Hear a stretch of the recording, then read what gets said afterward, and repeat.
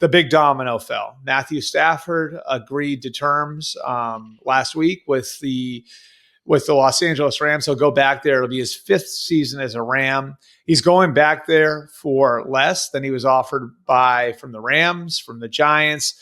And I want to get your initial impressions on where Matthew is as a player, Brian. Because I think we all saw at the end of the year how he left it. I think borderline carrying that team in a snowstorm against an Eagles team that blew out everybody else in the playoffs. Just absolutely just boat race. The Commanders in the NFC title game and the Chiefs in the Super Bowl.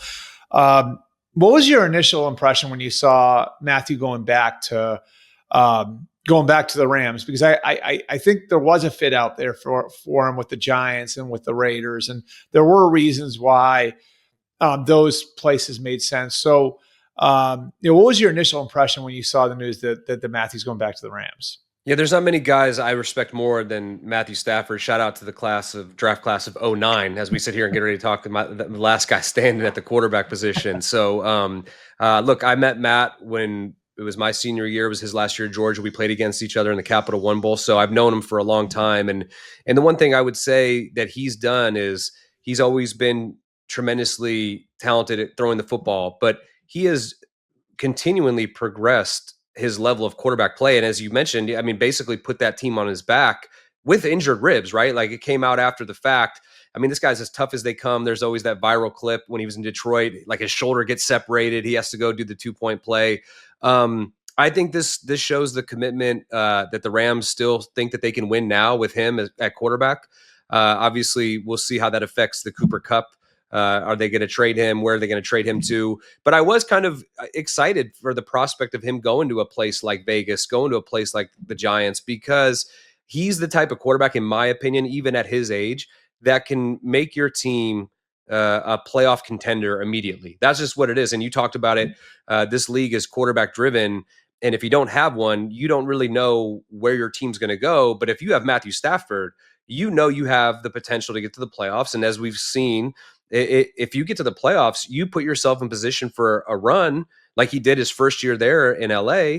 And you look up and you're in the Super Bowl. And really, I mean, that was the toughest game the Eagles had in that playoff run, was when they went against Stafford. And he took them down to the last drive. So he's more than capable of continuing to play at that level, in my opinion. He's still one of the top throwers of the football, even at 37, 38 years old.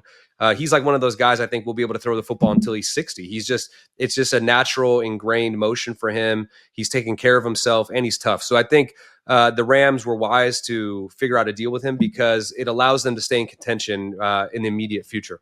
Where do you think it shows up? Like, one thing I always hear from people around, I mean, obviously his physical ability is what it is, right? Like he's first overall pick in the draft back in 2009 for a reason. And, he obviously still brings a lot of that stuff to the table, but talking to guys like McVay about who he is and what he is goes well beyond that, right? And you hear about what he's able to do from a mental standpoint, lift guys up around him and make the game easier for some of the young guys coming in over the last couple of years. Kyron Williams obviously has been great out of the backfield for them, and Puka Nacua, the numbers speak for themselves the last couple of years.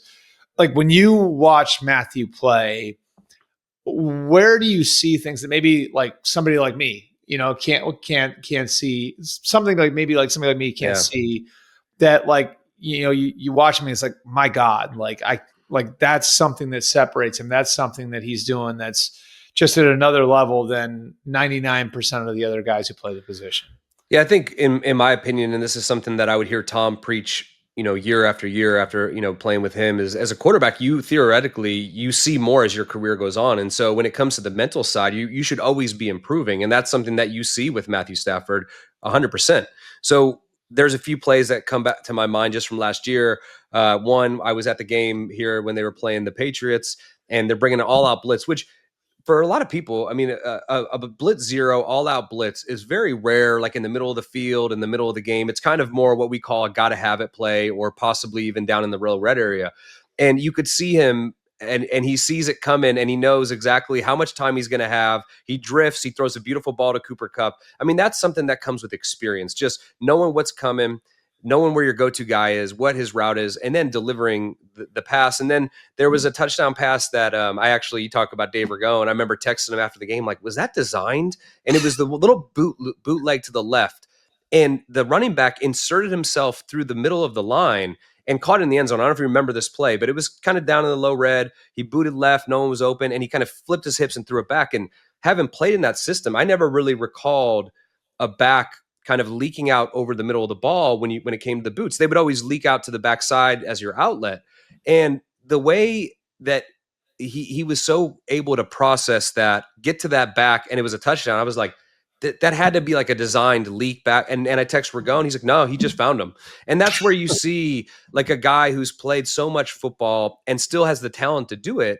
That's where he's able to. And then, like you said, those young guys, I'm sure they're going back like, man, I didn't even know I was a part of that play. He's throwing touchdown to me. So it does carry, it boosts that team. And it was funny. I do Sirius XM radio with Solomon Wilcots, and in the middle of the year, we were talking about, should the Rams dismantle the team? Should they trade Cooper Kupp at the trade deadline? Should they trade Puka Nacua? Is he going to go on IR? And sure enough, they kept him together and they went on a run because of the quarterback. And you pair him with Sean McVay, who's obviously an offensive savant, and those two working together. And look, like I said, that's what was exciting. If he had gone to the Raiders, he had gone to the Giants, I think he's able to turn those programs around relatively quickly, just with what he brings from a leadership standpoint. And obviously from being a guy that when you go out to play the game, you believe you have a chance to win because he's your quarterback. And he probably, like, I would assume, like, as part of it's just the standard he sets, right? Like, and that goes back to what you were talking about with Tom, is like, if a guy is operating at a certain level and working a certain way, there's no excuse for anybody else not to be, right? Yeah. Yeah, it's that's the thing. And people, you're obviously up here in the New England area, people talk about the Patriot way. The Patriot way was just everybody holding each other to that standard. And so when you have a guy who's seen it all, done it all, is well respected, and he's going in there and working and putting the work in, and guys see that, the young guys are like, well, if he's doing it, that's what I should be doing. At least the good young guys, the ones that are smart, that want to play in the league for a long time, they see the commitment that their grizzled old veteran quarterback is putting in, playing through bruised ribs or broken ribs, whatever it might be. It sets a standard of what you want your program to be. And so when you have that at that quarterback position, it's a trickle down effect, in my opinion. Obviously, I got to see it with the greatest of all time, because he was never going to be outworked by anybody. And everybody looked at that and said, well, if Tom Brady's coming in early to watch film, if he's staying after to get extra throws in with Gronk or Edelman, whatever it might be, like we all should be doing that. So when Tom would stay after practice, guess what? There was a lot of people who stayed after practice because they said, well, if our best player's doing it, then it must be working. Maybe that's what I should be doing. So I think that's what you get in a veteran leadership guy like Stafford.